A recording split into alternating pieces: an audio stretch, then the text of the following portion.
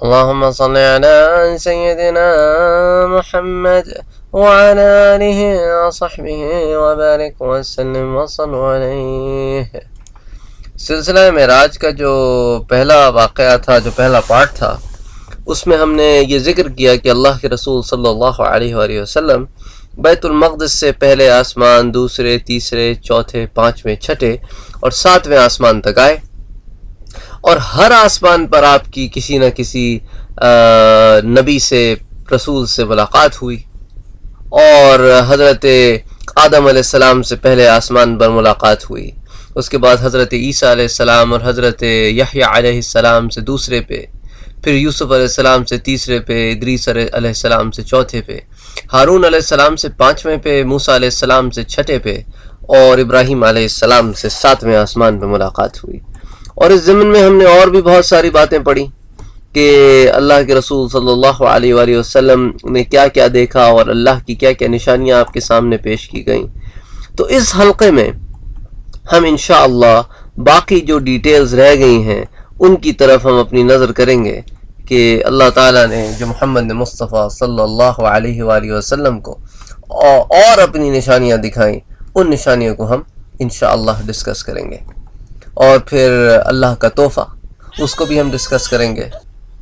اب یہاں پر ہم ایک مسئلے کو سمجھتے ہیں جو کہ ایک اعتراض بھی ہے کہ صرف یہی انبیاء کرام آسمان میں تھے تو دوسرے کیوں نہیں تھے، اور ان میں سے ہر ایک کا کسی آسمان کے ساتھ خاص ہونے کا کیا سبب ہے، اور دوسرے آسمان میں خاص طور پر 2 نبی کیوں تھے؟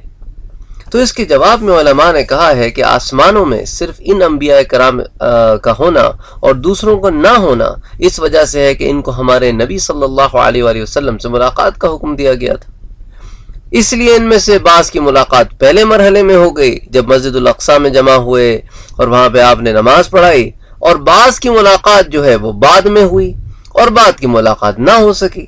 اور کہا گیا ہے کہ یہ اس بات کی طرف اشارہ تھا کہ ان قریب اللہ کے رسول صلی اللہ علیہ وسلم کو اپنی قوم سے جو کچھ برداشت کرنا پڑے گا، اور ان کی مثل ہے جو ان حضرات نے اپنی قوموں سے برداشت کیا، یعنی یہ جن سے ملاقات ہوئی، انہی کی طرح کے کچھ واقعات اللہ کے رسول کے ساتھ پیش آئے تھے یا آنے والے تھے، تو اس لیے اللہ نے ان سے بھی ملاقات کرا دی تاکہ وہ ایک ریلیشن شپ پیدا ہو جائے، ایک ایمپیتھی پیدا ہو جائے، آپ صلی اللہ علیہ وآلہ وسلم اس چیز کو ان انبیاء کرام سے مل سکیں۔ تو اس میں اللہ کی حکمتیں ہیں، اور اللہ ہی اپنی حکمتوں کو بہتر جانتا ہے۔ بعض علماء کرام نے اس میں اور ڈیٹیل میں آنسر دیا، انہوں نے کہا کہ مثال کے طور پہ حضرت آدم علیہ السلام کو جنت سے زمین کی طرف آنا پڑا، تو اللہ کے نبی صلی اللہ علیہ وسلم کو مدینہ کی طرف ہجرت کرنا پڑے، یعنی بعد کی زندگی میں، اور دونوں میں جو کامن بات ہے وہ یہ ہے کہ ان میں سے ہر ایک کو تکلیف برداشت کرنی پڑی کہ اپنا وطن چھوڑنا پڑا اور اپنی وطن سے جدائی اختیار کرنی پڑی، اور پھر آخرکار دونوں اپنے وطن کی طرف لوٹ آئے جب اللہ نے چاہا۔ کہ اللہ کے رسول صلی اللہ علیہ وآلہ وسلم جب ہجرت فرما رہے تھے تو آپ نے جب وہ سڑک دیکھی جو مکے کی طرف جا رہی تھی تو آپ رو پڑے، یعنی اس تکلیف کا احساس ہوا نا آپ کو کہ میں مکہ چھوڑ کے جا رہا ہوں۔ اسی طرح حضرت عیسیٰ علیہ السلام اور حضرت یحییٰ علیہ السلام کو یہودیوں کی دشمنی اور ان کے خلاف سرکشی کی وجہ سے، ان کے برے ارادوں کی وجہ سے ہجرت کرنا پڑی، اور آپ صلی اللہ علیہ وسلم کے ساتھ بھی اسی طرح کے برا ارادہ فرمایا کفار مکہ نے۔ اچھا، حضرت یوسف علیہ السلام کو ان کے بھائیوں نے تکلیف دی، تو ہمارے نبی کو بھی تو ان کے بھائیوں یعنی قریشیوں نے تکلیف دی، اور آپ کے مقابلے میں لڑائی کے لیے تک آئے اور آپ کو ہلاک تک کرنے کے لیے آئے۔ پھر اللہ کے نبی نے فتح مکہ کے دن اسی بات کی طرف اشارہ کرتے ہوئے فرمایا کہ میں تم سے وہی بات کرتا ہوں جو یوسف علیہ السلام نے اپنے بھائیوں سے کہی تھی کہ آج تمہارا کوئی مواخذہ نہیں، اللہ تمہیں بخش دے اور وہ سب سے زیادہ رحم فرمانے والا ہے، جاؤ تم آزاد ہو۔ تو یہ تو ایک کتاب ہے المغنی، اس میں بھی اس طرح کے کچھ حوالے پائے جاتے ہیں۔ بالکل اسی طرح حضرت ادریس علیہ السلام کے ساتھ بھی آپ کی مشابہت یہ تھی کہ دونوں کو اللہ کے ہاں بڑا بلند مقام حاصل ہوا۔ حضرت ہارون علیہ السلام کے ساتھ یہ مشابہت تھی، یہ کامنالٹی تھی کہ ان کی قوم ان کو اذیت دینے کے بعد ان کی محبت کی طرف لوٹ آئی، اور یہی اللہ کے رسول کے ساتھ بھی ہوا۔ اور حضرت موسیٰ علیہ السلام کو اپنی قوم سے تکلیف اٹھانا پڑی، اور آپ کو بھی اپنی قوم سے اذیت برداشت کرنی پڑی۔ پھر اللہ کے رسول صلی اللہ علیہ وسلم نے اپنے اس قول سے اس بات کی طرف اشارہ فرمایا کہ موسیٰ علیہ السلام کو اس سے بھی زیادہ اذیت پہنچائی گئی، پس انہوں نے صبر کیا۔ اور حضرت ابراہیم علیہ السلام کو بیت المعمور سے ٹیک لگائے دیکھا تو آپ مناسک حج اور بیت اللہ کی تعظیم کے ساتھ دنیا سے رخصت ہوئے، یعنی آپ نے جو اپنے وفات سے پہلے آپ کو اللہ نے جو حج کروایا، جو آپ کا پہلا حج تھا اور آخری حج تھا نبوت کا، تو آپ صلی اللہ علیہ وآلہ وسلم نے اس کامنالٹی کو بھی اللہ نے آپ کے ساتھ پیدا، تو ہر نبی کے ساتھ اللہ نے کوئی نہ کوئی کامنالٹی پیدا فرمائی آپ صلی اللہ علیہ وسلم کی زندگی میں، اس لیے ان نبیوں کو اللہ نے انتخاب فرمایا اور ان سے آپ کی ملاقات فرمائی۔ تو علماء نے یہ جوابات جمع کیے ہیں اس اعتراضات کے جواب میں جو لوگوں نے اٹھائے کہ بھئی انہی نبیوں کو کیوں چنا گیا۔ اور یہ اعتراض کے علاوہ ایک سوال بھی ذہن میں پیدا ہوتا ہے کہ 1,24,000 نبی بھیجے اور ان میں سے صرف تھوڑوں سے کوئی کیوں جمع فرمایا، اور پھر وہ جو 2 ہیں ان کو ایک ساتھ دوسرے آسمان پہ کیوں جمع فرمایا جبکہ ہر آسمان پہ صرف ایک نبی کو جمع فرمایا؟ تو اس کی وجہ بھی یہ تھی کہ دونوں نے یکساں ایک ہی طریقے کی تکلیف آلموسٹ ایک ہی زمانے میں ایک ہی قوم سے برداشت کی، اور اسی طرح کی تکلیف میرے مدنی نے بھی برداشت کی۔ لیکن اللہ کا جو قرآن کہتا ہے نا کہ تِلْكَ الرُّسُلُ فَضَّلْنَا بَعْضَهُمْ عَلَى بَعْضٍ مِنْهُمْ مَنْ كَلَّمَ اللَّهُ وَرَفَعَ بَعْضَهُمْ دَرَجَاتٍ، تو اس کا مطلب ہے کہ یہ رسول ہیں، ہم نے ان میں سے بعض کو بعض پر فضیلت دی ہے، ان میں سے بعض نے اللہ سے کلام فرمایا اور ان میں سے بعض کے ہم نے درجات بلند کیے، لیکن یہ اللہ نے فضیلت دی ہے۔ اللہ نے ایک کو رسول بنا دیا تو ایک کو نبی بنا دیا، اور اللہ کی مرضی جس کو چاہے جس مقام پر بٹھائے، اللہ کی مرضی جس نبی کو جو ہے وہ اولو العزم من الرسل کر دے اور جس نبی کو صرف نبی رہنے دے اور رسول بھی نہ بنائے، یہ تو اللہ کی مرضی ہے، اس میں بندے کا کوئی عمل دخل نہیں۔ لیکن ہم کسی نبی میں فرق اور امتیاز نہیں کرتے اللہ کے، جس کو سورہ بقرہ کی بھی آخری 2 آیات میں ہم کہتے ہیں دعائیہ الفاظ میں بھی کہ لا نفرق بینا، تو ہم ان کے درمیان جو ہے فرق نہیں کرتے۔ اب ہم اسی سلسلے کو آگے بڑھاتے ہیں جہاں تک ہم لاسٹ ٹائم پہنچے تھے، تاکہ کچھ پوائنٹ سے میں نے سوچا میں آپ کے سامنے پیش کر دوں۔ ابن ابی حاتم نے حضرت انس سے روایت کی کہ اللہ کے رسول صلی اللہ علیہ وسلم نے فرمایا کہ حضرت ابراہیم کو دیکھنے کے بعد پھر وہ مجھے یعنی کہ حضرت جبرائیل علیہ السلام مجھے 7ویں آسمان کے اوپر لے گئے، حتیٰ کہ ایک نہر تک پہنچے جہاں یاقوت، موتیوں اور زبرجد کے خیمے تھے اور اس پر سبز پرندے تھے، اور میرے دیکھے ہوئے پرندوں میں سے یہ بہترین پرندے تھے۔ حضرت جبرائیل نے عرض کیا کہ یہ کوثر ہے جو آپ کے رب نے آپ کو عطا کی ہے، تو اس میں سونے اور چاندی کے برتن ہیں، وہ نہریں یاقوت اور زمرد کی چھوٹی چھوٹی کنکریوں پر چلتی ہیں، اور اس کا پانی دودھ سے سفید ہے۔ آپ فرماتے ہیں میں نے اس کا برتن لیا اور اس پانی سے ایک چلو لے کر پیا تو وہ شہد سے زیادہ میٹھا اور کستوری سے زیادہ خوشبودار تھا۔ اللہ اکبر، میرے اللہ تیری شان ہے میرے پاک پروردگار۔ آپ یہ دیکھیں کہ اب جنت میں تو اللہ کے رسول صلی اللہ علیہ وسلم بیان کر رہے ہیں کہ وہاں سونے کے اور چاندی کے برتن ہیں، اور آپ نے کبھی دنیا میں کوئی نہر دیکھی ہے جو یاقوت کے اور زمرد کے کنکریوں پہ چلتی ہو؟ یہاں تو پتھروں پہ چلتی ہیں نا نہریں، یہ تو اللہ کی شان ہے۔ اور کوئی پانی ایسا آپ نے دیکھا ہے جو شہد سے زیادہ میٹھا ہو اور اس میں سے خوشبو اٹھتی ہو؟ یہ تو اللہ کے کرم ہے۔ حضرت ابو سعید رضی اللہ تعالیٰ عنہ کی روایت ہے جسے امام بہقی نے روایت کیا ہے، اس میں ہے کہ وہاں ایک چشمہ جاری تھا جسے سلسبیل کہا جاتا ہے، اس سے 2 نہریں جاری ہیں، ایک کو کوثر اور دوسری کو نہر الرحمہ کہا جاتا ہے۔ انشاءاللہ سورہ کوثر کی تفصیل میں جب ہم انشاءاللہ وہ سورت پڑھیں گے تو پھر اس کی تفسیر میں ہم اور سورہ کوثر کی ڈیٹیل میں اور باقی چیزوں میں جائیں گے، تو ابھی ہم بالکل سمرائز کر کے ان چیزوں کی طرف ہم ایمفسس کر رہے ہیں، پھر انشاءاللہ اس پہ اور بات ہوگی۔ اس کے بعد اللہ کے رسول صلی اللہ علیہ وآلہ وسلم کہتے ہیں کہ مجھے سدرۃ المنتہا تک لے جایا گیا، تو یہ آپ کا 8واں معراج تھا، جس کو قرآن کہتا ہے کہ عند سدرۃ المنتہا، سدرۃ المنتہا کے قریب، عندها جنت المأوى، اور اس کے پاس جنت المأوى ہے، اور اس کو اللہ پھر سدرۃ المنتہا کی کیفیت کو بیان کرتا ہے، میرے بندوں اذ یغشی السدرۃ ما یغشی، اور چھا رہا تھا بیری پر جو چھا رہا تھا، یعنی تمہارے پاس وہ الفاظ نہیں ہیں جو اس کو بیان کر سکیں۔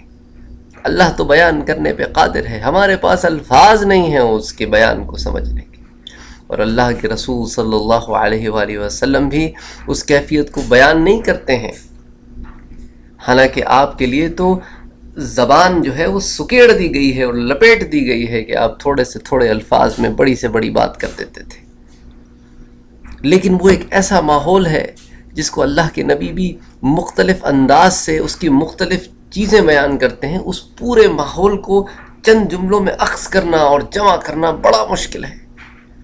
اس کا آپ کو اندازہ ہوگا جب اس کی مختلف کیفیات جو حدیثوں میں آئی ہیں میں بیان کرتا ہوں آپ کے ساتھ۔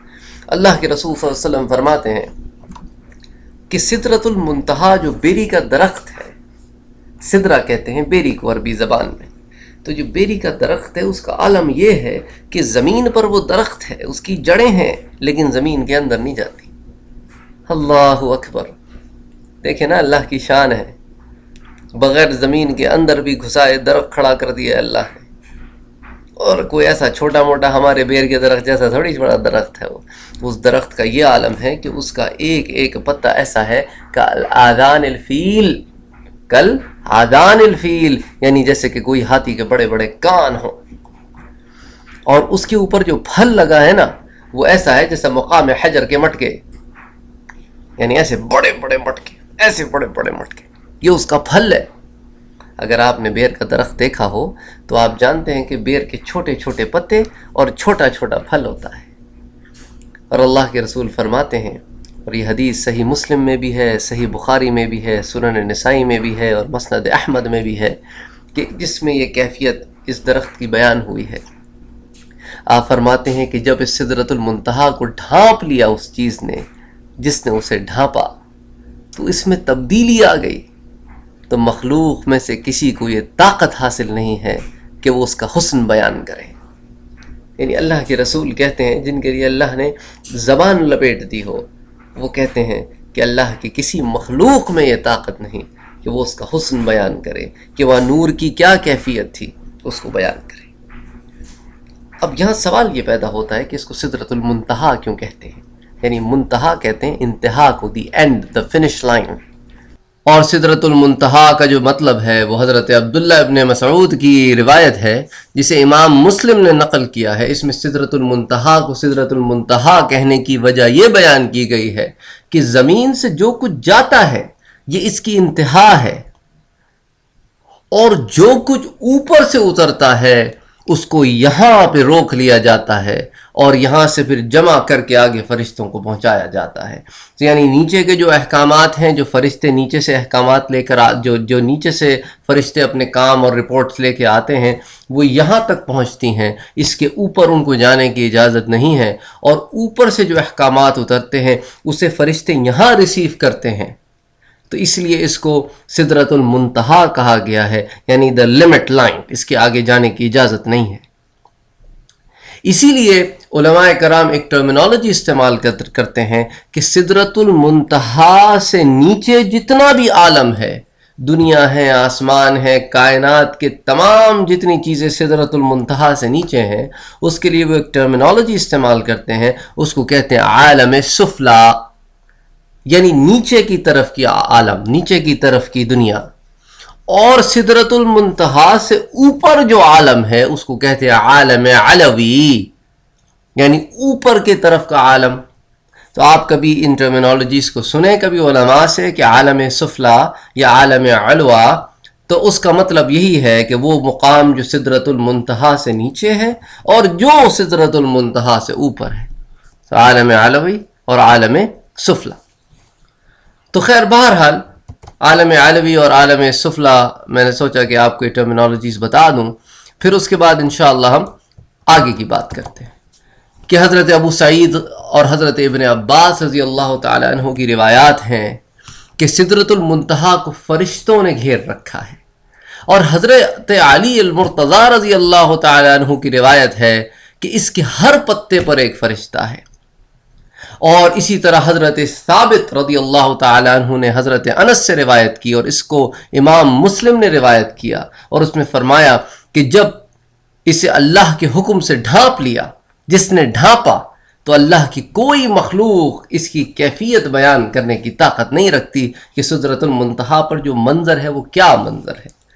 اس لیے ان تمام کڑیوں کو جوڑ کر، ان تمام احادیث کو سامنے رکھ کر ہم ایک مختصر سی بات کرتے ہیں کہ سدرۃ المنتہا ایک درخت ہے۔ اس درخت کی مثال ایسی ہے کہ وہ زمین پر ہے لیکن اس کی جڑیں زمین پر نہیں جاتی، اور اس درخت کی مثال ایسی ہے کہ اس کے اوپر پھل بھی ہیں اور پتے بھی ہیں، اور پتے اتنے بڑے بڑے ہیں کلادان الفیل، گویا ہاتھی کے کان ہوں، اور اس کے پھل اتنے بڑے بڑے ہیں گویا حجر قلال کے مٹکے ہوں، اور اس کی کیفیت کچھ اس طرح کی ہے کہ اس کے ایک ایک پتے پہ اللہ کا ایک ایک فرشتہ ہے، اور اس کی کیفیت کچھ اس طرح کی ہے کہ اس کو ڈھانپ رکھا ہے پتنگوں نے، اور اس کو ان پتنگوں کی کیفیت یہ ہے کہ وہ سونے سے بنائے گئے ہیں، ہمارے دنیا والے پتنگوں کی طرح نہیں ہے۔ اس کو جن پتنگوں نے ڈھانپ رکھا ہے اللہ نے انہیں سونے سے بنایا ہے۔ اللہ اکبر۔ اور اس کا عالم یہ ہے کہ فرشتوں نے اس درخت کو گھیر رکھا ہے اور عالم سجود میں اس اللہ کے حضور میں گر پڑے ہیں۔ تو ایک اس عالم کو بندہ دیکھے، پھر نور ہی نور ہو ہر طرف، تو بتائے کون سی زبان ہے جو اس پورے ماحول کو بیان کر سکتی ہے اس مخلوق میں سے؟ یہ تو اللہ ہی ہے جو اس کو بیان کر سکتا ہے۔ تو اس لیے وہ کڑیاں ہیں اس ماحول کی جو وہاں پیدا ہے۔ اللہ اکبر۔ یعنی ایک لمحے کو انسان ان تمام چیزوں کو یکجا بھی کرنا چاہے نا اپنے ذہن میں تو دشواری ہوتی ہے، تو جس خیال کو خیال میں سمونا مشکل ہو اس کو پھر زبان سے ادا کیسے کر سکتے ہیں؟ اچھا، پھر علماء کرام نے اس پر ایک اور بحث کی ہے۔ انہوں نے کہا کہ اللہ نے چنا تو سدرۃ المنتہا کے لیے، اس منتہا کے لیے سدرہ یعنی بیری کے درخت کا کیوں انتخاب فرمایا؟ تو ابن دہیہ فرماتے ہیں کہ سدرہ کا انتخاب کیا گیا کہ کسی دوسرے درخت کا اختیار کیوں نہیں کیا گیا؟ اس کی وجہ یہ ہے کہ اس میں 3 ایسی کوالٹیز ہیں۔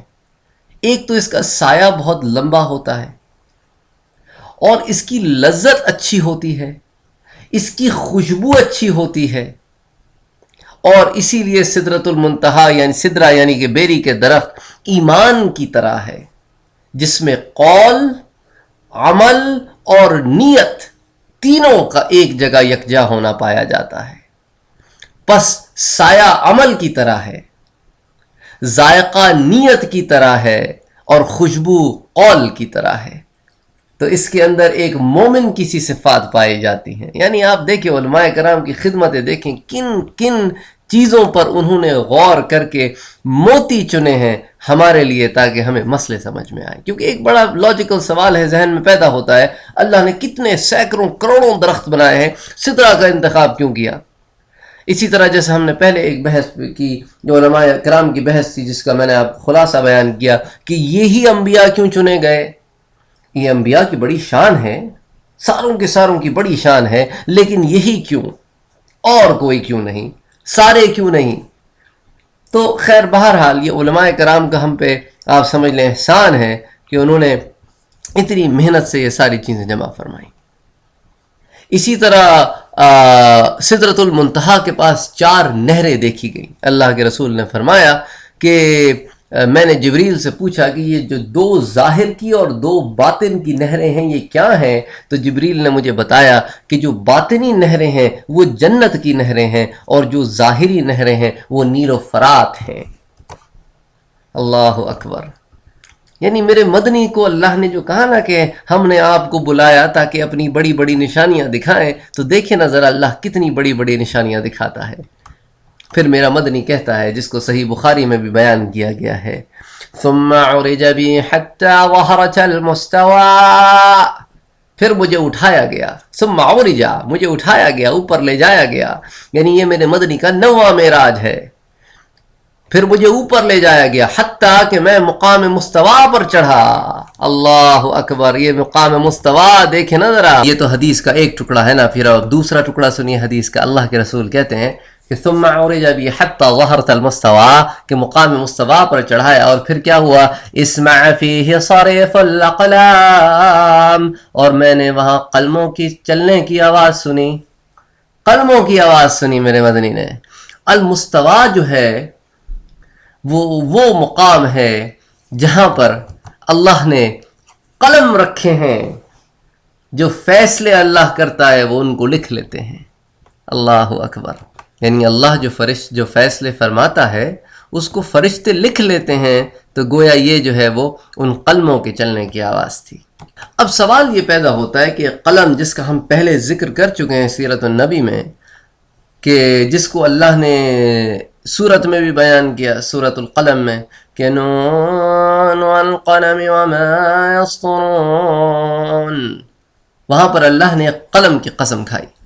تو اس کے بارے میں تو علماء نے لکھا ہے کہ یہ تو وہی قلم ہے کہ جب اللہ نے کائنات بنانے کا فیصلہ فرمایا تو اللہ کہتا ہے کہ میں نے قلم بنایا، خلق اللہ القلم ثم خلق الدوات، پھر اللہ نے جو ہے دوات یعنی انک بنائی، اس کے بعد اللہ نے ثم خلق العقل، پھر اللہ نے عقل بنائی، پھر اللہ نے یہ حکم دیا کہ قلم سے کہ تم لکھو، تو قلم نے کہا کہ میں کیا لکھوں، تو اللہ نے کہا سب لکھ ڈال، تو اس نے سب لکھ دیا اللہ کے حکم سے۔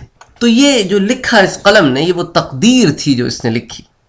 تو اس کے بارے میں علماء لکھتے ہیں کہ جو اس کا لکھنا تھا، یعنی جو تقدیر جو لکھی گئی تھی، وہ تو قدیم قلم تھا، اور احادیث مبارکہ سے ظاہراً بھی یہ بات ہمارے سامنے واضح ہوتی ہے کہ لوح محفوظ میں سب کچھ جو ہے وہ لکھ دیا گیا ہے، اور جو کچھ اس میں ہے، جس قلم نے لکھا وہ قلم بھی خشک ہو گیا ہے۔ تو یہ جو سب کچھ آسمانوں اور زمین کی تخلیق سے پہلے ہوا، یہ تحریر فرشتوں کے رجسٹروں میں اس طرح ہے جس طرح اصل سے شاخیں نکلتی ہیں، یعنی یہ تمام باتیں جو ہیں یہ لکھی جا چکی ہیں۔ تو اب جب یہ ساری باتیں لکھی جا چکی ہیں تو پھر یہ جو قلموں کے چلنے کی آواز تھی یہ کیا ہے؟ تو علماء لکھتے ہیں اپنی کتابوں میں کہ جو اللہ فیصلے ڈیلی بیسس پہ فرماتے ہیں، ان فیصلوں کو بھی رقم کر لیا جاتا ہے۔ اچھا، علامہ ابن قیم کی آپ خدمت دیکھیں، انہوں نے کہا کہ قلمیں 12 ہیں اور ان کے درجات میں اختلاف ہے۔ جس قلم کی قدر و منزلت سب سے زیادہ ہے وہ قلم وہی ہے جس کی اللہ نے قسم کھائی ہے، کہ اللہ نے نون والقلم وما یسطرون میں جس کی قسم کھائی، کہ جس قلم سے تقدیر لکھی، جیسا کہ سنن ابن داؤد میں حضرت عبادہ بن صامت رضی اللہ تعالیٰ عنہ سے مروی ہے کہ وہ فرماتے ہیں کہ میں نے نبی کریم صلی اللہ علیہ وسلم سے سنا کہ آپ نے فرمایا اللہ نے سب سے پہلے قلم کو پیدا کیا اور اس سے فرمایا کہ لکھ۔ اس نے عرض کیا ہے میرے رب میں کیا لکھوں؟ فرمایا قیامت تک آنے والی ہر چیز کی تقدیر لکھ۔ یہ سب سے پہلا اور سب سے زیادہ عزت والا قلم ہے، اور متعدد مفسرین نے فرمایا کہ اللہ نے اسی قلم کی قسم کھائی ہے۔ اور اس حدیث کو سنن ابی داؤد میں بھی آپ پائیں گے، اور سنن احمد میں بھی پائیں گے، اور سنن الکبریٰ میں بھی پائیں گے، اور مشکات المصابیح میں بھی یہ موجود ہے، مجمع الزوائد میں بھی موجود ہے، جمع الجوامع میں بھی موجود ہے، اتحاف السادہ المتقین میں بھی موجود ہے، اور امعج الکبیر میں بھی موجود ہے، اور کنز الاعمال میں بھی موجود ہے۔ یعنی ایسی حدیث ہے جس کو کئی حدیث کی کتابوں نے لکھا ہے، مروی کیا ہے، اور آپ اگر ان میں سے کوئی بھی آپ کے پاس حدیث کی کتاب موجود ہو جن کے میں نے نام لیے ہیں تو انشاءاللہ آپ کو یہ حدیث اس میں مل جائے گی۔ تو یہ ابن قیم کہتے ہیں کہ قلم کی سب سے پہلی قسم یہ ہے۔ وہ کہتے ہیں کہ دوسرا قلم جو ہے وہ قلم وحی ہے، اور پھر وہ کہتے ہیں کہ جو تیسرا قلم ہے اللہ اور اس کے رسول کے احکام کو لکھنے والا قلم ہے، اور وہ کہتے ہیں کہ چوتھا قلم وہ ہے جو بدن کی طب کا قلم ہے، جس کے ذریعے بدنوں کی صحت محفوظ ہوتی ہے، اور پانچواں قلم بادشاہوں اور ان کے نائبین کے احکام کا قلم ہے، اور اسی کے ذریعے ممالک کی سیاست قائم ہوتی ہے، یعنی وہ جو ہم رولز اینڈ ریگولیشنز لکھتے ہیں as a ruler of a nation, وہ بھی انہوں نے قلم کی ایک قسم لکھی ہے۔ اور چھٹا قلم حساب کا قلم ہے، جس کے ذریعے مالوں کو ضبط و تحریر میں لایا جاتا ہے کہ کہاں سے کوئی چیز آئی اور کہاں گئی، وہ ایک چیک اینڈ بیلنس جو ہوتا ہے نا، اور کس نہ کس کو دیا گیا اور کس نہ کس کو ملا اور اس نے اس کو کیسے ڈسٹریبیوٹ کیا، تو یہ جو چیک اینڈ بیلنس، یہ جو لیجر سسٹم ہے، یہ ایک قلم کی قسم ہے. پھر وہ کہتے ہیں کہ 7واں قلم وہ ہے جو حکم کا قلم ہے، یعنی جس سے حقوق قائم کیے جاتے ہیں اور فیصلے دیے جاتے ہیں. اور 8واں قلم شہادت کا قلم ہے کہ جس کے ذریعے سے حقوق کی حفاظت کی جاتی ہے، لاز بنائے جاتے ہیں لوگوں کے رائٹس کو پرزرو کرنے کے لیے. اللہ اکبر، یعنی علماء کی خدمات کا ان کا اندازہ لگانا مشکل ہے. پھر وہ کہتے ہیں کہ 9واں قلم تعبیر کا قلم ہے کہ جس سے خوابوں کی تعبیر لکھی جاتی ہے. اور 10واں قلم تاریخ کا قلم ہے جس سے تاریخی واقعات لکھے جاتے ہیں. اور 11واں قلم جو ہے وہ لٹریچر کا اور ڈکشنری کا اور زبانوں کا قلم ہے. اور 12واں قلم جامع قلم ہے جو اہل باطل اور ان کے اعتراضات کو دور کرنے کے لیے استعمال کیا جاتا ہے. یعنی علماء جو ان لوگوں کے جو دین پر اس اعتراض کرتے ہیں، ان کے اعتراضات کا جواب دینے کے لیے جو قلم اٹھاتے ہیں، وہ کہتے ہیں یہ 12واں قلم ہے. یعنی آپ دیکھیں انہوں نے جتنی کیٹیگرائزیشنز کی ہیں قلم کی، وہ اللہ کا دین قائم کرنے کے لیے کی ہیں، ایک انسانیت کی گڈ ول کے لیے کی ہے، ایک ایسا معاشرہ بنانے کے لیے قلم کی ڈیفینیشنز بیان کی گئی ہیں جو کہ ایک اچھا اور امن پسند معاشرہ ہوتا ہے. تو پس ان قلموں کے ساتھ ہی مصالح عالم کا نظام قائم ہے. ابن قیم لکھتے ہیں کہ انہی قلموں کی کیٹیگرائزیشن سے تمام عالم انسانی قائم ہے. اور قلم بڑی بزرگی والی چیز ہے، اسی لیے اللہ نے قلم کو پہلے پیدا کیا. اللہ کی کتب اسی سے لکھی گئیں اور اللہ نے اپنی کتاب میں بھی اس کی قسم کھائی ہے. تو ابن قیم کی کتاب ہے اقسام القرآن، جس میں انہوں نے یہ تمام باتیں لکھی ہیں، جس کا آپ کے سامنے ابھی خلاصہ میں نے پیش کیا ہے. اس کتاب میں اور ڈیٹیل میں یہ صفات پائی جاتی ہیں، تو اس کو سمرائز کر دیا کہ آپ کے سامنے پیش کیا گیا ہے. اور ایک اور کتاب ہے جس کا نام ہے زرقانی، جس میں ابن دہیہ اور ابن منیر کی جو ابحاث ہیں لوح محفوظ کے سلسلے میں اور قلم کے سلسلے میں، وہ اس میں نقل ہے. اس کا بھی ایک چھوٹا سا پورشن میں نے آپ کے سامنے سمرائز کر کے یہاں پیش کیا اسی بات چیت میں. تو آخر میں نے سوچا کہ میں آپ کو ریفرنس بھی دے دوں. اب عالم استوا کے بعد میرا مدنی کو کہاں لے جایا گیا، اس میں ایک بہت بڑا اختلاف ہے. یعنی بعض علماء کرام اس بات کے قائل ہیں، they are convinced of the fact that Prophet Muhammad sallallahu alayhi wa alihi wa sallam actually did see the Almighty Allah. اور دوسری طرف وہ لوگ ہیں جو کہتے ہیں کہ نہیں، عالم المستوا کے بعد اللہ سے آپ کا کلام تو ہوا لیکن آپ نے اپنے رب کو دیکھا نہیں. اب ان دونوں علماء کرام کی جو رائے ہیں وہ ہم ایک ایک کر کے ڈسکس کریں گے تاکہ آپ کو مسئلہ سمجھ میں آ جائے کہ کس کا کیا پوائنٹ آف ویو ہے اور ان کے پیچھے کون سے صحابہ ہیں اور اس رائے کے پیچھے کون سے صحابہ ہیں، تو تاکہ پھر آپ خود ڈیسیجن لے سکیں کہ آپ پروبیبلی کس طرف کنونسڈ ہوتے ہیں. تو خیر بہرحال ہمارا مقصد تو یہاں پر بات بیان کرنا ہے، نہ کہ آپ کو کسی ایک پرٹیکولر رائے کی طرف کنونس کرنا ہے. تو پہلے ہم ان لوگوں کا اوپینین بیان کریں گے جو کہتے ہیں کہ اللہ کے رسول نے اپنی آنکھ سے اللہ کو دیکھا. اس میں بھی دو اوپینینز ہیں جو کہتے ہیں کہ اللہ کو دیکھا. ان میں سے بعض حضرات تو اس بات کے قائل ہیں کہ اپنی آنکھ سے دیکھا، اور بعض حضرات جیسا کہ حضرت عبداللہ ابن عباس رضی اللہ تعالیٰ عنہ ہیں، جیسا کہ امام بصری رحمہ اللہ علیہ ہیں، وہ کہتے ہیں دیکھا تو لیکن دل کی آنکھ سے دیکھا. اب آیتیں جو ہیں وہ سورۃ النجم کی 8ویں آیت سے بات شروع ہوتی ہے.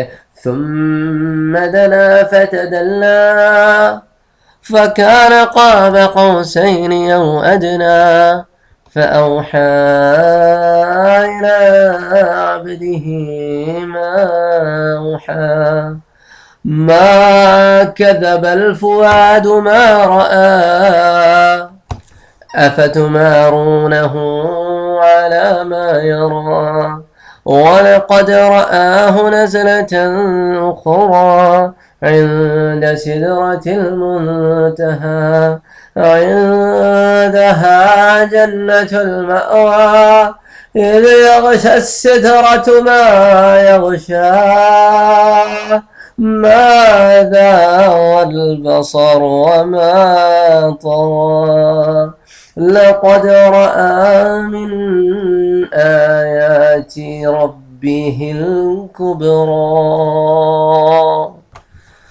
اللہ اکبر، اللہ کا کلام ہے، اس میں اتنی تاثیر ہے، اتنی تاثیر ہے۔ اللہ ہم سب کو اس کو سمجھنے کی توفیق عطا فرمائے، اس کو فیل کرنے کی توفیق عطا فرمائے۔ خیر، بہرحال یہاں پر جو علماء کرام جو کہتے ہیں کہ دیکھا گیا ہے، وہ کہتے ہیں ثم دنا فتدلی، پھر وہ رب العزت اپنے حبیب محمد سے قریب ہوا، پھر اور زیادہ قریب ہوا، فکان قاب قوسین او ادنا، پھر جلوہ حق اور حبیب مکرم میں صرف 2 کمانوں کی مقدار فاصلہ رہ گیا، یا انتہائی قرب میں اس سے بھی کم ہو گیا۔ فاوحا الی عبدہ ما اوحا، پس خاص مقام قرب و وصال پر اس اللہ نے اپنے عبد محبوب کی طرف وحی فرمائی جو بھی وحی فرمائی۔ ما کذب الفؤاد ما رأى، ان کے دل نے اس کے خلاف نہیں جانا جو ان کی آنکھوں نے دیکھا۔ اور اس کے بعد 12ویں آیت سے جو بات شروع ہوتی ہے، وہ کہتے ہیں افتمارونہ علی ما یری، جو اللہ کی آیت ہے اس کی وہ یوں ترجمہ کرتے ہیں کہ تم ان سے اس پر جھگڑتے ہو جو انہوں نے دیکھا۔ وَلَقَدْ رَآهُ نَزْلَةً أُخْرَىٰ، اور بے شک انہوں نے تو اس جلوہ حق کو دوسری مرتبہ پھر دیکھا، اور تم ایک بار دیکھنے پر ہی جھگڑ رہے ہو۔ عند سدرۃ المنتہیٰ، سدرۃ المنتہیٰ کے قریب، عندہا جنت المأویٰ، اسی کے پاس جنت المأویٰ ہے۔ اذ یغشی السدرۃ ما یغشیٰ، جب نور حق کی تجلیات سدرۃ المنتہیٰ کو بھی ڈھانپ رہی تھیں جو کہ اس پر سایہ فگن تھیں۔ ما زاغ البصر وما طغیٰ، تو ان کی آنکھ نہ کسی اور طرف مائل ہوئی نہ حد سے بڑی، جس چیز کو تکنا تھا اسی پر جمی رہی۔ لقد رأى من آیات ربہ الکبریٰ، بے شک انہوں نے معراج کی شب اپنے رب کی بڑی نشانیاں دیکھی۔ تو انہوں نے تمام جو ترجمہ کیا ہے وہ اس کانٹیکسٹ میں کیا ہے کہ میرا مدنی اپنے رب کو دیکھ رہا ہے۔ اور اس سلسلے میں صحیح مسلم میں حضرت ابن عباس رضی اللہ تعالیٰ عنہ سے مروی ہے کہ حضور نے اپنے دل سے اپنے رب کو 2 دفعہ دیکھا۔ یہ حضرت ابن عباس کی رائے ہے، اللہ کے رسول نے اپنی زبان سے نہیں فرمایا، ابن عباس کی رائے ہے کہ اللہ کے رسول نے اپنے رب کو 2 دفعہ دل کی آنکھ سے دیکھا، جس کا بیان وہ کہتے ہیں کہ ثم دنا فتدلی میں ہے۔ حضرت انس والی معراج کی حدیث میں بھی میں ہے، پھر اللہ رب العزت قریب ہوا اور نیچے آیا۔ اچھا، ترمذی میں ایک غریب حدیث ہے جس کو ترمذی نے غریب کیٹیگرائز کیا ہے کہ حضرت ابن عباس سے مروی ہے کہ اللہ کے رسول نے اپنے رب کو دیکھا۔ حضرت اکرمہ رحمہ اللہ فرماتے ہیں کہ میں نے یہ سن کر کہا، پھر یہ آیت کہاں جائے گی جس میں فرمان ہے کہ لا تدرکہ الابصار وہو یدرکہ الابصار، اسے کوئی نگاہ نہیں پا سکتی لیکن وہ سب نگاہوں کو پا سکتا ہے۔ تو حضرت عبداللہ ابن عباس رضی اللہ تعالیٰ عنہ نے جواب دیا کہ یہ اس وقت ہے جب کہ وہ اپنے نور کی پوری تجلی کرے، ورنہ آپ نے اپنے رب کو 2 دفعہ دیکھا ہے۔ تو وہ ایک دلیل یہ لے کر آتے ہیں قرآن کی اس تفسیر کے بعد۔ اچھا، جو لوگ دوسرا ویو پوائنٹ رکھتے ہیں کہ میرے مدنی نے اپنے رسول اپنے رب کو نہیں دیکھا، بلکہ یہ تمام آیتیں جو ہیں وہ حضرت جبرائیل علیہ السلام کی طرف نشاندہی کرتی ہیں، تو اپنے حضرت جبرائیل علیہ السلام کو پوائنٹ آؤٹ کرتی ہیں۔ اس کا وہ ریزن یہ دیتے ہیں، وہ کہتے ہیں کہ آپ ثم دنا فتدلی کے بجائے آپ ذرا 3 آیتیں اور اوپر چلے جائیں، جو 5ویں، 6ٹھی اور 7ویں آیت ہے، 8ویں آیت سے پہلے، اس میں اللہ کہتا ہے علمہ شدید القوی ذو مرۃ فاستوی وهو بالافق الاعلی۔ علمہ شدید القوی، اسے پوری طاقت والے فرشتے نے سکھایا۔ ذو مرۃ فاستوی، جو زور آور ہے اور سیدھا کھڑا ہو گیا۔ وَهُوَ بِالْأُفُقِ الْأَعْلَىٰ، اور وہ بلند آسمان کے کناروں پر تھا۔ تو وہ کہتے ہیں یہ تمام آیتیں جو ہیں وہ حضرت جبرائیل علیہ السلام کی طرف نشاندہی کرتی ہیں کیونکہ فرشتہ ہے۔ اور پھر فوراً آیت آتی ہے ثُمَّ دَنَا فَتَدَلَّىٰ، پھر نزدیک ہوا اور اتر آیا۔ فَكَانَ قَابَ قَوْسَيْنِ أَوْ أَدْنَىٰ، پھر وہ کمانوں کا فاصلہ رہ گیا بلکہ اس سے بھی کم۔ فَأَوْحَىٰ إِلَىٰ عَبْدِهِ مَا أَوْحَىٰ، پس اس نے خدا کے بندے کو پیغام پہنچایا جو اس کو پیغام پہنچانا تھا۔ ما كذب الفؤاد ما رأى، اور جو دیکھا اس میں پیغمبر کے دل نے جھوٹ نہیں کہا. افتمارونه على ما يرى، اور تم جھگڑتے ہو اس پر جو پیغمبر نے دیکھا ہے. اب دیکھیں یہاں پر کمپیریزن کریں تو ان آیتوں میں دونوں میں آپ کو موافقت نظر آئے گی کہ دونوں ایک ہی بات کر رہے ہیں کہ تم کیوں اس بات پہ جھگڑ رہے ہو جو اللہ کے نبی نے دیکھا. لیکن اس بات کے اوپر علماء میں اختلاف ہے کہ یہاں پر جو بات ہو رہی ہے وہ جبرائیل کی ہو رہی ہے کہ اللہ کی ہو رہی ہے. اچھا پھر اگلی آیت ہے جس کے سیکنڈ ویو پوائنٹ میں بیان کر رہا ہوں. وہ کہتے ہیں جو وہ علماء جو کہتے ہیں کہ نہیں دیکھا اپنی آنکھ سے. وَلَقَدْ رَآهُ نَزْلَةً أُخْرَىٰ، اسے تو ایک مرتبہ اور بھی دیکھا تھا. عند سدرة المنتهى عندها جنة المأوى، سدرۃ المنتہا کے پاس اور اسی کے پاس جنت الماوى ہے. تو وہ کہتے ہیں کہ جبرائیل علیہ السلام کو اللہ کے رسول نے ایک دفعہ اپنی پوری شکل و حیت میں تو سورہ مدثر کے نازل ہونے سے پہلے دیکھا کہ آپ آسمان پر چھائے ہوئے تھے اور کچھ نظر نہ آتا تھا سوائے جبریل کے. اور دوسری دفعہ جو اللہ کے رسول نے جبریل کو اپنے پورے جاہ و جلال میں دیکھا وہ سدرۃ المنتہا کے پاس تھا. تو اس پہ ایک سوال پیدا ہوتا ہے کہ جبریل تو محمد مصطفیٰ کو لے کے چلے تھے، تو سدرۃ المنتہا پہ دیکھنے کا کیا مقصد ہے؟ تو اسی لیے میں نے بیان کیا آپ سے کہ علماء کہتے ہیں کہ ابھی تک تو جبریل ایک انسانی شکل میں محمد مصطفیٰ کے پاس آئے تھے اور سارا راستہ اسی شکل میں ٹریول کرتے رہے. جب سدرۃ المنتہا کے پاس پہنچے تو اللہ نے جبرائیل کو اس کی اصل حالت میں اللہ کے رسول کو دکھایا. تو وہ کہتے ہیں کہ عند سدرۃ المنتہا، تو سدرۃ المنتہا پہ دوسری دفعہ جبرائیل کو ان کی اصلی حیت میں دیکھا. اور یہیں پر جنت الماوا بھی ہے. اور اس کے بعد اور چھا رہا تھا بیری پر جو چھا رہا تھا. ما زاغ البصر وما طغى، اور نہ ان کی نگاہ حد سے بڑی اور نہ بہکی، نہ بہکی نہ حد سے بڑی. لقد رأى من آیات ربه الكبرى، اور اس نے اپنے رب کی بڑی بڑی نشانیاں دیکھی. تو آپ ان بڑی بڑی نشانیوں کو تو اب آپ پڑھ چکے ہیں کہ 7 آسمانوں سے گزرے، انبیاء کرام سے ملے، ملائکہ سے ملے، جنت دیکھی، جہنم دیکھی، عذاب دیکھے. ٹھیک ہے، سدرۃ المنتہا تک آئے، سدرۃ المنتہا کا جلال دیکھا، فرشتوں کا سجدہ ریز ہونا دیکھا، فرشتوں کی عبادت کرنا دیکھی، اور ہر آسمان پر فرشتوں کی کیفیات دیکھیں. تو اس تمام چیزیں جو ہیں وہ تمام چیزیں جو ہیں وہ اللہ نے اپنی نشانیاں، بڑی بڑی نشانیاں اپنے پیارے نبی کو دکھائیں. تو وہ اس بات کو کہتے ہیں کہ یہ سارا جو ہے سارا نقشہ وہ حضرت جبرائیل علیہ السلام کا کھینچا گیا ہے، کیونکہ اللہ کے رسول صلی اللہ علیہ وسلم نے اپنے رب کو نہیں دیکھا. اور اس کے سلسلے میں یہ علماء بھی کچھ احادیث پیش کرتے ہیں. اور حضرت عبداللہ ابن عباس کی جو روایت ہے کہ اللہ کے رسول نے جبریل کو دیکھا اور ان کے 600 پر تھے. اور صحیح مسلم میں حضرت ابو ذر سے روایت ہے کہ میں نے رسول اللہ سے پوچھا کہ کیا آپ نے اپنے رب کو دیکھا ہے؟ تو آپ نے فرمایا وہ سراسر نور ہے، میں اسے کیسے دیکھ سکتا ہوں؟ یعنی یہاں اللہ کے رسول صلی اللہ علیہ وسلم کی ڈائریکٹ یہاں پہ کانورسیشن ریکارڈڈ ہے. وہ کہتے ہیں پچھلی تو حضرت عبداللہ ابن عباس کی کا پرابیبلی اپنا تجزیہ ہے، انالیسس ہے کہ اللہ کے رسول نے اپنے دل کی آنکھ سے رب کو دیکھا. لیکن یہاں تو اللہ کے رسول خود کہہ رہے ہیں کہ میں نے اپنے رب کو نہیں دیکھا، گویا کوئی نور کو دیکھ سکتا ہے. جیسا کہ موسیٰ علیہ السلام نے اپنے رب سے درخواست کیا کہ میں میرے پاک پروردگار میں آپ کو دیکھنا چاہتا ہوں.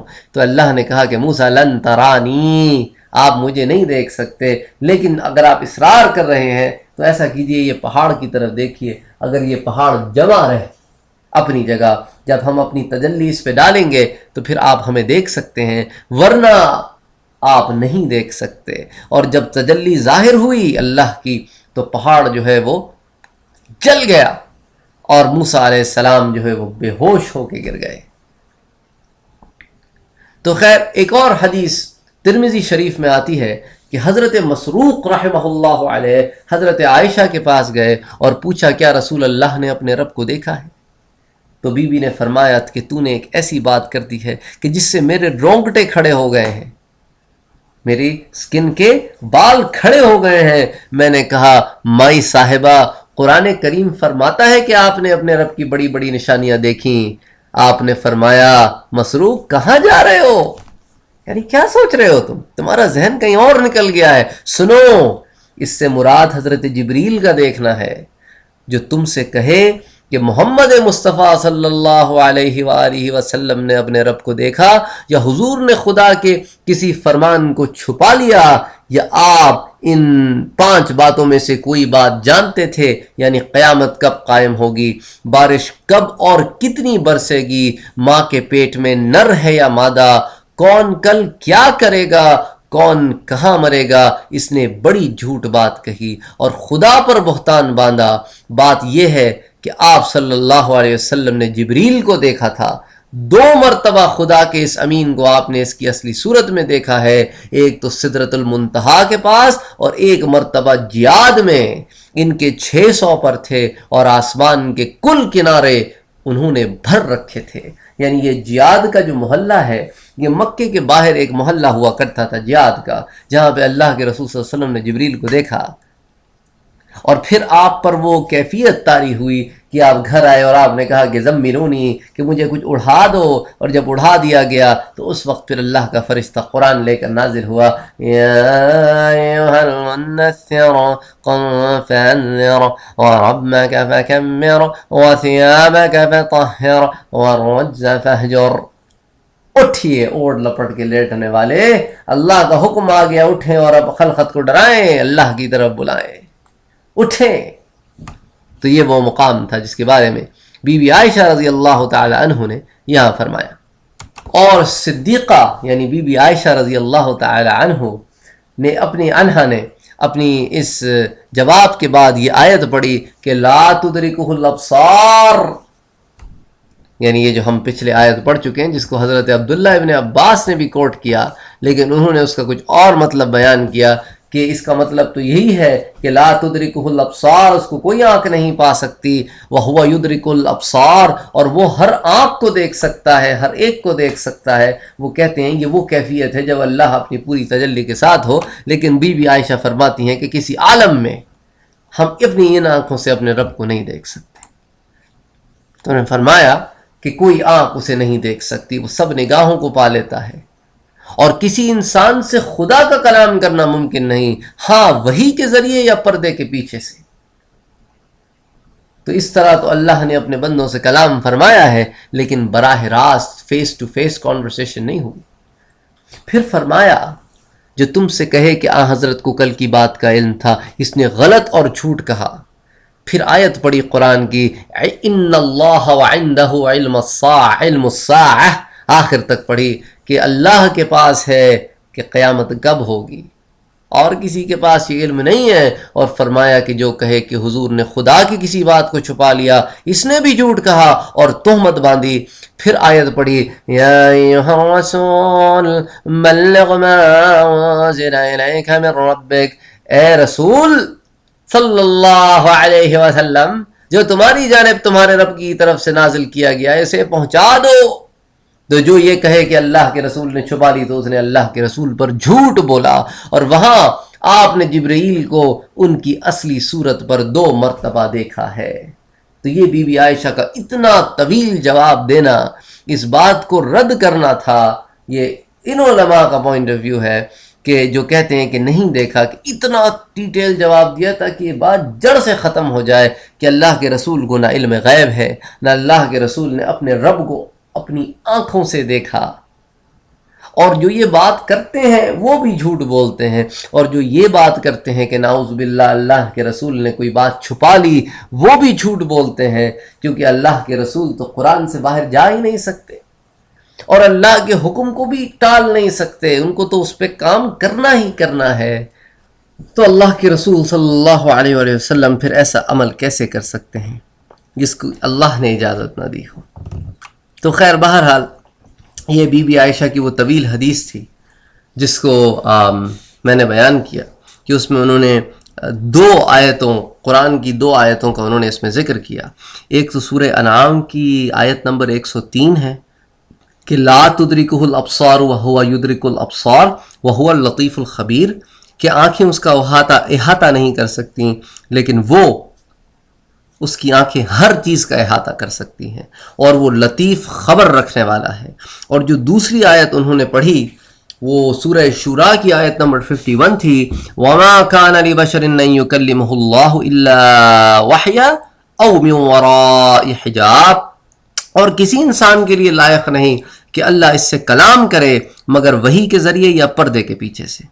اور نبی کریم صلی اللہ علیہ وآلہ وسلم نے فرمایا، اور یہ حدیث صحیح مسلم میں اور جامع ترمذی میں موجود ہے، وَاعْلَمُوا أَنَّكُمْ لَن تَرَوْا رَبَّكُمْ حَتَّى تَمُوتُوا، اور جان لو کہ تم اپنے رب کو ہرگز نہیں دیکھ سکو گے حتیٰ کہ مر جاؤ.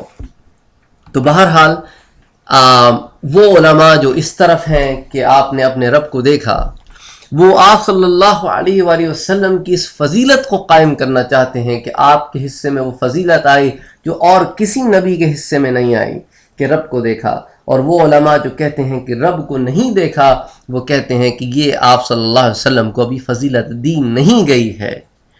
تو اسی لیے ان کنکلوژن حضرت ابن عباس معراج والی رات دیدار اللہ کے ہونے کے قائل ہیں، اور ایک جماعت کا بھی یہی موقف ہے.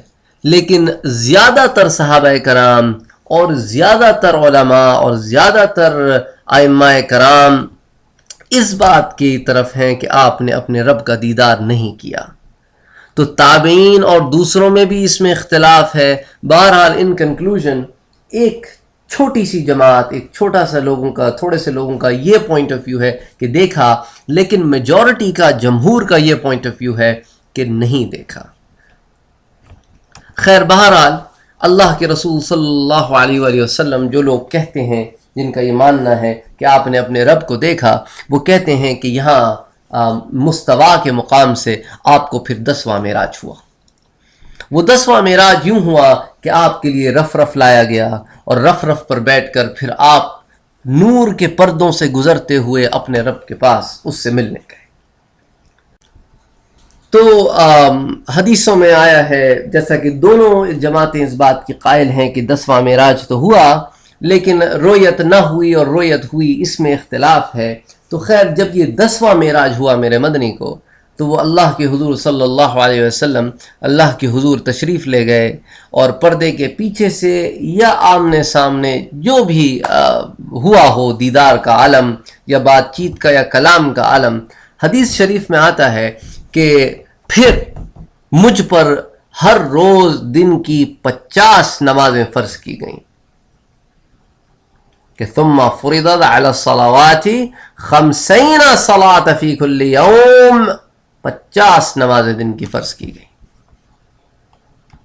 تو اس کے بعد اللہ کے رسول صلی اللہ علیہ وآلہ وسلم، صحیح مسلم میں ہے، حضرت ثابت نے حضرت انس سے روایت کیا کہ نبی اکرم صلی اللہ علیہ وسلم نے فرمایا کہ پس میں اترا، اور حضرت موسیٰ علیہ السلام کی طرف جب اترا تو انہوں نے مجھ سے پوچھا کہ آپ کے رب نے آپ کی امت پر کیا فرض کیا؟ میں نے عرض کیا کہ 50 نمازیں. تو انہوں نے کہا کہ آپ اپنے رب کی طرف لوٹ جائیے اور اپنے رب سے پوچھئے، اپنے رب سے سوال کیجئے کہ میری امت اتنی طاقت نہیں رکھتی، اس کو کم کر دیجئے. یعنی جو حدیث کے الفاظ ہیں وہ حضرت موسیٰ علیہ السلام نے کہا فَارْجِعْ إِلَىٰ رَبِّكَ فَاسْأَلْهُ التَّخْفِيفَ، اپنے رب کی طرف لوٹ جائیے اور ان سے سوال کیجئے کہ اس میں کمی کر دیں. اور جو بخاری شریف کے الفاظ ہیں کہ حضرت موسیٰ علیہ السلام نے فرمایا ان امتک لا تستطيع 50 صلاة كل يوم، آپ کی امت اتنی استطاعت نہیں رکھتی میرا مدنی کہ وہ 50 نمازیں دن کی پڑھیں. اور کیوں؟ وَإِنِّي وَاللَّهِ قَدْ جَرَّيْتُ النَّاسَ قَبْلَكَ وَعَالَجْتُ بَنِي إِسْرَائِيلَ أَشَدَّ الْمَعَالِجَةِ فَارْجِعْ إِلَىٰ رَبِّكَ فَاسْأَلْهُ التَّخْفِيفَ. کہ میرا مدنی میں پہلے بنی اسرائیل کو بھگت چکا ہوں. اللہ نے تو ان پہ 50 نمازیں فرض نہیں کی تھیں، وہ تو جتنی نمازیں ان پر فرض کی گئی تھیں وہ تو بہت تھوڑی تھیں، وہ ان کو بھی نہیں پڑھتے تھے. آپ کی امت تو بعد میں آئی ہے، وہ 50 نمازیں کہاں پڑھے گی؟ تو اس سے کچھ لوگوں کو یہ مغالطہ ہوتا ہے کہ دیکھیں اللہ کے جو نبی ہوتے ہیں ان کو علم غیب ہوتا ہے. دیکھو موسیٰ علیہ السلام نے کیسے بتا دیا کہ 50 نمازیں نہیں پڑھ سکتے. تو اس کا مطلب ہے کہ علماء جو انبیاء ہوتے ہیں ان کو علم غیب ہوتا ہے. حالانکہ موسیٰ علیہ السلام نے بڑے پیارے الفاظ میں بتا دیا ہے، میرا مدنی میں بنی اسرائیل کو بھگت چکا ہوں، مجھے پتہ ہے وہ تو 3 نمازیں نہیں پڑھتے تھے. آپ کی امت 50 کہاں سے پڑھے گی؟ آپ کی امت نے تو وی بھی کھیلنا ہوگا، آپ کی امت نے تو ایکس باکس 360 بھی کھیلنا ہوگا، کنیکٹ کے ساتھ. وہ بھی آپ کی امت نے تو بڑے بڑے کام کرنے ہوں گے، پتے شتے کھیلنے ہوں گے، کیرم بورڈ کھیلنا ہوگا، سپورٹس کھیلنے ہوں گے، موویاں دیکھنی ہوں گی، سارے کام کرنے ہوں گے. اللہ کی عبادت کا تھوڑی ٹائم ہوگا ان کے پاس. 50 نمازیں کہاں پڑھیں گے؟ یعنی ایمان سے بتائیں کہ ہمارے پاس ہر چیز کرنے کا وقت ہوتا ہے لیکن اللہ کی عبادت کرنے کا ٹائم نہیں ہوتا، وہ ہم جلدی جلدی کرتے ہیں. اللہ ہمارے حال پہ رحم کرے. تو یہ موسیٰ علیہ السلام کی دور اندیشی تھی کہ انہوں نے ایک ایکسپیرینس سے دوسری بات کی، یہ علم غیب نہیں ہوتا. تو خیر بہرحال اس کے بعد اللہ کے رسول صلی اللہ علیہ وآلہ وسلم فرماتے ہیں کہ جب موسیٰ علیہ السلام نے فرمایا کہ فرجع الی ربک فاسألہ التخفیف لامتک، کہ اپنی امت کے لیے اپنے رب سے سوال کیجئے کہ اس میں کمی کرے، تو اللہ کے رسول کہتے ہیں فرجعت، اس کے بعد میں واپس گیا تو اللہ نے 10 کی کمی کر دی. فرجعت الی موسیٰ، میں موسیٰ کے پاس واپس آیا تو موسیٰ علیہ السلام نے کہا کہ ہاں اللہ کے رسول اب کیا حال ہے؟ تو اللہ کے رسول نے کہا کہ اللہ نے جو ہے وہ 10 کم کر دیے. تو انہوں نے کہا اللہ کے رسول وہ 40 بھی نہیں پڑھ سکتے. فرجع الی ربک فاسألہ التخفیف، اپنے رب سے اور کمی کروائیے. اللہ کے رسول کہتے ہیں میں جاتا رہا، میں آتا رہا، میں جاتا رہا، میں آتا رہا، یہاں تک کہ اللہ نے 5 کر دیں. اللہ اکبر. اس کے بعد اللہ کے رسول صلی اللہ علیہ وسلم فرماتے ہیں جب اللہ نے 5 نمازیں کرتیں فرجعت الی موسیٰ، میں موسیٰ علیہ السلام کے پاس پھر آیا تو انہوں نے پوچھا بما امرت، آپ کے رب نے کیا حکم دیا ہے؟ تو میں نے کہا امرت ب5 صلوات کل یوم، اللہ نے 5 نمازیں کر دی ہیں. تو موسیٰ علیہ السلام نے کہا ان امتک لا تستطيع 5 صلوات کل یوم، میرا مدنی میری بات مانیے، واپس جائیے، آپ کی امت 5 نمازیں بھی نہیں پڑھ سکتی. ہمارے اسلامیات کے ٹیچر جو تھے نا، جب انہوں نے یہ بات ہمیں بتائی، ہم 7ویں جماعت میں تھے، 7th گریڈرز، تو انہوں نے کہا کہ مجھے پتہ ہے تم سارے یہی سوچ رہے ہو، ایک دفعہ اور چلے جاتے تو شاید ایک آتی رہ جاتی ہے. شاید ہم میں سے بھی کچھ لوگ یہی سوچ رہے ہوں گے کہ ایک آتی رہ جاتی. اب آپ یہ دیکھیں اللہ کی رحمت کے یہاں فیصلے دیکھیں ذرا. 50 نمازیں شکر ہے نہیں پڑھنی پڑی، 5 کو رو رہے ہیں ہم. اب دیکھیں موسیٰ علیہ السلام نے اس کے بعد کیا کہا، میرا مدنی جائیے وَإِنِّي قَدْ جَرَبْتُ النَّاسَ قَبْلَكَ وَعَالَجْتُ بَنِي إِسْرَائِيلَ أَشَدَّ الْمُعَالِجَةِ. اب وہ اپنا ایکسپیرینس بیان کر رہے ہیں. وہ اللہ کے رسول صلی اللہ علیہ وآلہ وسلم سے کہتے ہیں میرا سابقہ آپ سے پہلے لوگوں سے پڑھ چکا ہے اور مجھے بنی اسرائیل کا بڑا تلخ تجربہ ہے. فرجع الی ربک فاسألہ التخفیف لامتک، اپنے رب کی طرف واپس جائیے، فاسألہ التخفیف لامتک، اور اپنی امت کے لیے اپنے رب سے کہیے کہ تھوڑی سی اور کمی کر دے. اللہ کے رسول فرماتے ہیں قال، اللہ کے رسول نے کہا میں نے کہا سألت ربی حتی استحیت ولكن ارضى واسلم. اللہ کے رسول نے فرمایا میں نے رب العزت سے بہت سوال کر لیے، اب مجھے سوال کرنے سے شرم آتی ہے، اب میں اس پر راضی اور خوش ہوں. اللہ اکبر، اللہ اکبر، اللہ اکبر، لا الہ الا اللہ، اللہ اکبر. پھر اللہ کے رسول فرماتے ہیں جب میں وہاں سے گزرنے لگا فلما حاوست نادیا مناد، تو ایک ندا آئی، ایک آواز آئی. امضیت فریضتی وخففت عن عبادی، میں نے اپنا فریضہ نافذ کر دیا اور اپنے بندوں پر کمی فرما دی، یعنی 50 کی 5 کر دی۔ اور ایک اور حدیث شریف میں کچھ اس طرح کے الفاظ آتے ہیں جو صحیح مسلم میں ہیں کہ اللہ نے فرمایا اے محمد صلی اللہ علیہ وآلہ وسلم کہ دن اور رات میں 5 نمازیں فرض ہیں۔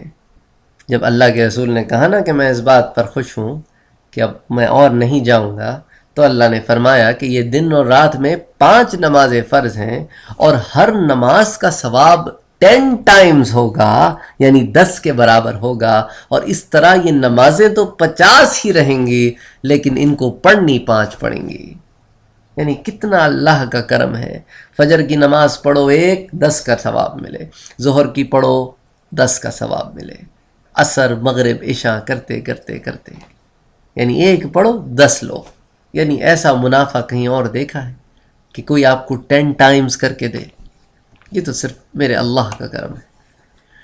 اسی طرح تشہد جو ہم پڑھتے ہیں جب ہم بیٹھتے ہیں نماز میں، تو اس کے بارے میں بھی ایک روایت آتی ہے کہ یہ ایک وہ کانورسیشن ہے جو اللہ اور اس کے حبیب کے درمیان ہوئی، کہ اللہ کے رسول نے فرمایا التحیات للہ والصلوات والطیبات،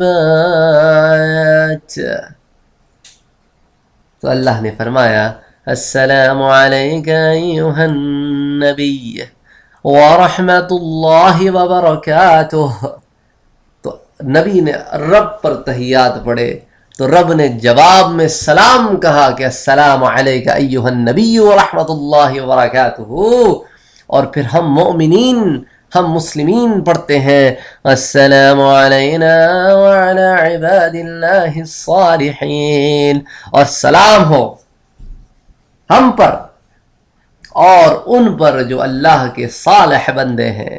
تو یہ تحیات بھی ایک روایت کے مطابق معراج کا تحفہ ہے، اور کچھ لوگوں کو اس سے مغالطہ بھی ہو جاتا ہے، وہ اللہ کے رسول کو حاضر و ناظر کی طرف بھی اس کی وہ کرتے ہیں، جو کہ غلط بات ہے، کیونکہ حاضر اور ناظر تو صرف اللہ کی ذات ہے۔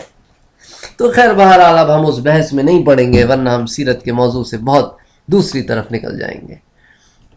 تو یہ وہ معاملات تھے جو عرش پر پیش آئے اور میرے مدنی کو تحفہ ملا، اور میرے مدنی جو ہے وہ اب آسمانوں سے نیچے کی طرف آ رہے ہیں، کہ زمین کی طرف آ کر اب انسانیت کو بتانا بھی تو ہے نا کہ رب کے دیدار، رب سے ملاقات میں کیا کیا ملا، اور جو آسمان میں دیکھا وہ اللہ کے کیا کیا معجزے دیکھے۔ انشاءاللہ جو ہم معراج کا پارٹ 3 کریں گے انشاءاللہ اس کے بعد، یہ پارٹ 2 تھا، اس کے بعد جو انشاءاللہ ہم پارٹ 3 کریں گے اس میں ہم اور جو نشانیاں پیش آئیں ان کو ذکر کریں گے، اور واپس آ کر جو کفار مکہ کو بھگتنا پڑا اور جو معاملات پیش آئے اور وہاں پر اللہ نے جو اپنے نبی پر کرم کیا، ان تمام باتوں کو ذکر کریں گے۔ اللہم صلی علی سیدنا محمد